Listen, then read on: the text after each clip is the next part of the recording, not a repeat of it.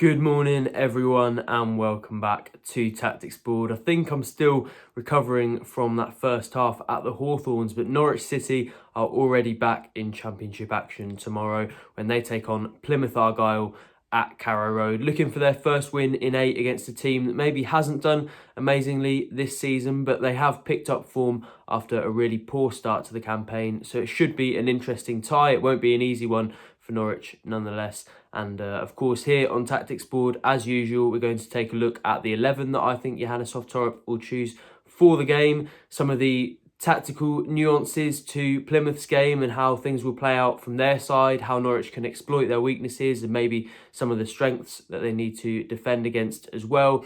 Then I'm going to look at McLean and how big a return his will be for Norwich, tactically what he offers them and why his miss has been such a big one over the last few weeks. But we're going to start with that starting 11, and without further ado, here's the team I think Torp will choose tomorrow night.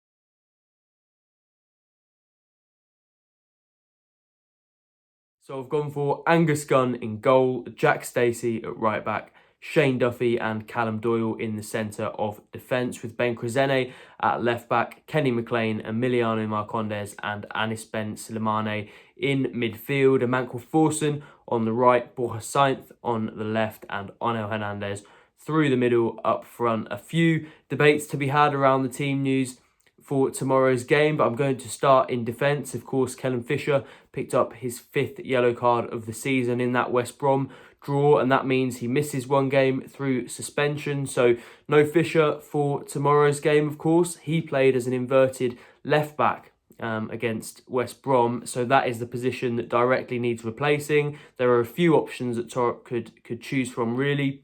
He could move Doyle out there and trust either Brad Hills or Grant Hanley in the centre of defence. I suppose he could move Jakob Sorensen to either left back or centre back, depending on who he wants to accommodate in different areas. But I think for me, none of those options really come close to what would be as effective as having Ben Krezene there. And I actually think he's been fairly unlucky over the last few weeks. I thought when he was getting a bit more game time in a Norwich shirt early on in the season, he was doing quite well. Torp mentioned a few weeks ago that maybe there had been a bit of a dip in confidence and a dip in performances, but I have to say I was a little bit surprised by that, because I think he's been pretty good whenever he's put a Norwich shirt on, really, and he hasn't always, pulled up trees, but it's rare that he's made big mistakes, and I think he does deserve another chance in the team. So I would not be surprised at all if he was in there at left back, and for me, that feels like the only real option that Torp has, to be honest, despite the fact that he could sort of move other people around in those positions. Then we come on to the midfield debate, of course, with McLean coming back, and I will go into more depth as to why he's so important, but you assume that he will be back in there, that he'll have the captain's armband, and then it's about who comes out. It was a midfield of Sorensen, Marcondes and Slimane against West Brom. Of course, Slimane came off pretty late with what looked like cramp, but Torp did confirm it's nothing serious and they are hopeful of having him available for the Plymouth game, although I am speaking before the press conference, so hopefully no late surprises in that sense. But in terms of those three options, I think, first of all, personnel-wise, Sorensen probably hasn't been the best performer out of those three. We've seen Slimane play pretty well this season. We've seen Marcondes get almost better with every game, and he scored his first goal in a Norwich shirt on Saturday. He was probably the best player on that team, and I think he's definitely done enough to keep his place, whereas Sorensen maybe has struggled a little bit, and that's understandable given the fact that he's coming back from another fairly long-term injury, and he's just been thrust in to play several games in quite a short space of time. But I think he's probably most likely to drop out, not only because of those individual performances, but also because tactically he's that slightly more defensive, slightly deeper option, and McLean is obviously somebody who's a bit more of that mould, so it feels like a more direct replacement. So for me, it will be a midfield of McLean, Marcondes and Slimane. And with Nunez coming back into the fold for Saturday's game against Luton, Torp actually has a pretty decent situation in midfield now, from a position where he maybe didn't have too many options not too long ago. So it's looking good there. Up front, maybe not so much, because Ante Cianats has struggled in that central role. Again, didn't make much of an impact against the Baggies, and I think a lot of fans picked that up.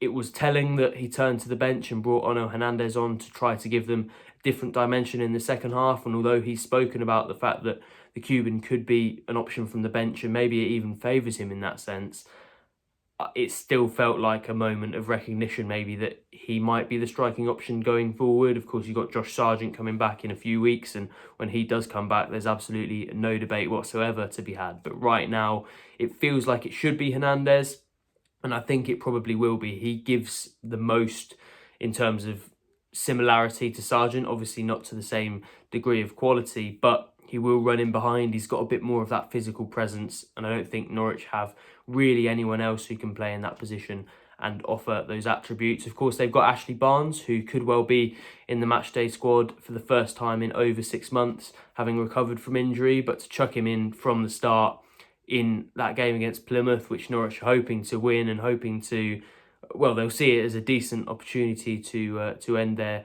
streak without a win.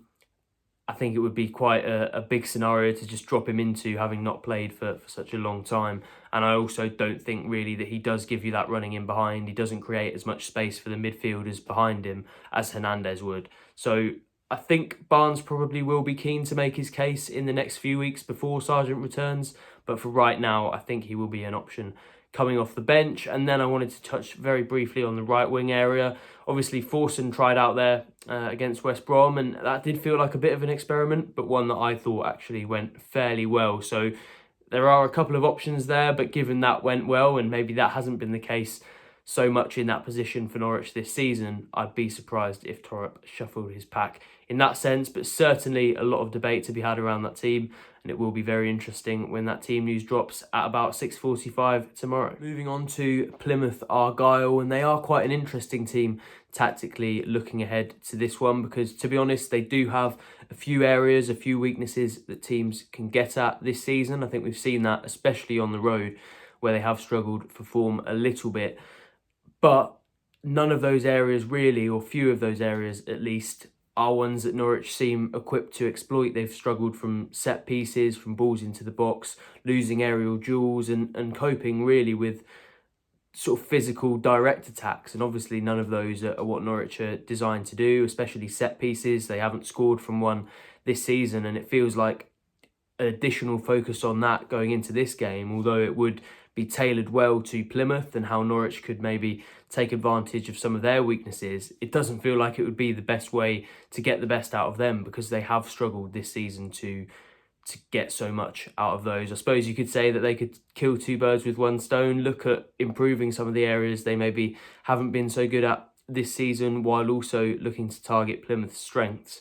But given they played this weekend, I think trying to solve issues that big in a couple of days would be quite a big problem. And also, they don't want to just completely change their philosophy. Of course, set pieces do fit into a possession-based system. They're something that goes with any style of football, but they aren't just suddenly going to start lumping it long and being direct and physical just because Plymouth struggle in those areas. They do want to play that possession-based attacking football, and that's what the fans want to see. So that's what they'll try to do tomorrow evening. But actually, Plymouth have been quite good at times when they've just been sat a little bit deeper, trying to stop teams playing through them. And that's why, for me, counter-attacks are going to be really important for Norwich going into this one. That's an area Plymouth have struggled from, and Norwich actually have looked pretty dangerous from at times this season. They've obviously got the pace in the final third with the likes of Borja Hernandez, if he starts as well, and a couple of midfielders who are quite good at making those late runs, as we saw from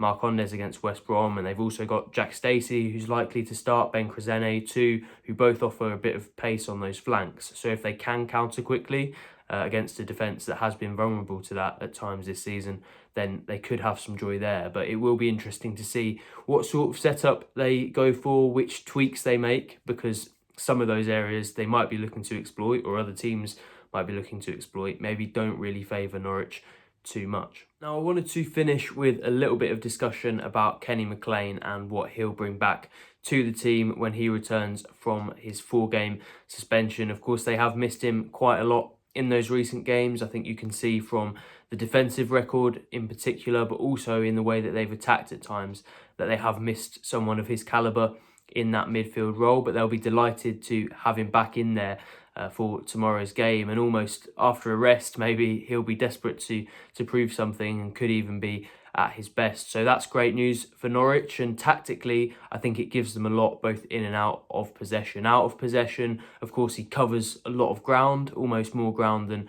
than anyone else in that Norwich team, barring probably Marcelino Nunez, who we might have a discussion about going into that Luton game on Saturday. But he covers a lot of ground. He sort of squeezes opposition players so that they don't have as much time and they don't have the opportunity to pick the passes that they want. So that means less pressure on the defence in terms of, you know, the number of opposition players who are found in dangerous areas, and the amount of times that teams can find their key players to go almost one-on-one with those defenders in the best case scenarios for those teams. So McLean closing down the opposition midfielders helps them with that. Also, he gives them a bit more lateral movement and screening of that defence. They have had players like Marcondes, like Schwartau in previous games who get through plenty of work, but their inclination is to be a little bit higher up the pitch, whereas McLean, although he can do that, and he's not just a pure destroyer in midfield or a typical number 6, he does have a bit of a better sense about how he can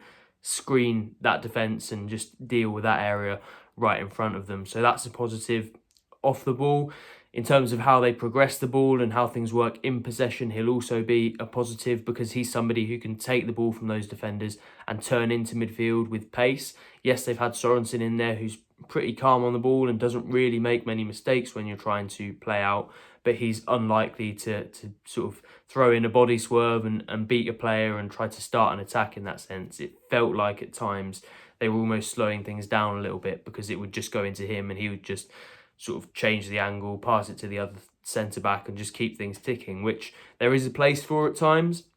But when Norwich want to pass it through the thirds quickly, like they do under Johannes Hoff-Torp, having someone who's able to do that with pace and who's got the mentality to turn and is brave enough in that sense to go and do that, that is a real positive, and that does help them start those attacks. So plenty of good news for Norwich as McLean returns. Of course, it feels like this sort of injury selection headache that Torp has had over the last couple of months is easing. There are some players who are joining it, but thankfully they seem to be short-term absences. So of course there'll always be Josh Sargent and the fact that they don't have him for the next few weeks, but it does feel like things are getting a little bit better. It was a positive performance against West Brom, and it feels like, although I'm talking it up a little bit now, things are heading in the right direction once again. So let's hope we're talking about another Norwich City win. Well, I say another, their first win in 8 games when we reconvene for Tactics Board before that Luton game.